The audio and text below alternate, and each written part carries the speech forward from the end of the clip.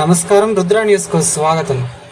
దేశ ప్రజాస్వామ్య పునాది ఓటు అని అందరం కూడా ఓటు హక్కును వినియోగించుకుందాము, 100% ఓటింగ్ కోసం కృషి చేద్దామంటూ సంకల్ప స్వచ్ఛంద సేవ సంస్థ వ్యవస్థాపక అధ్యక్షులు వలస సుభాష్ పిలుపునిచ్చారు.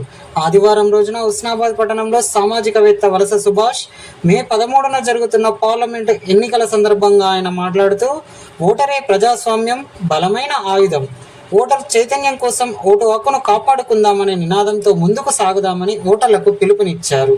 ఓటు వజ్రాయుధమని, దేశ ప్రజాస్వామ్యానికి పునాది ఓటు అని అందరూ కూడా ఓటు హక్కును వినియోగించుకోవాలని కోరారు. యువజన సంఘాలు, మహిళా సంఘాలు, స్వచ్ఛంద సేవ కార్యకర్తలు ఓటింగ్ 100% పెంచేందుకు కృషి చేయాలని కోరారు. ప్రజాస్వామ్య పటిష్టతకు ఓట్లే పునాదని పేర్కొన్నారు. ఓటు సామాన్యుల చేతిలో వజ్రాయుధమని, దాన్ని దుర్వినియోగం చేయవద్దని కోరారు. ప్రజాస్వామ్యాన్ని కాపాడాల్సిన బాధ్యత మనందరిపై ఉందని తెలిపారు.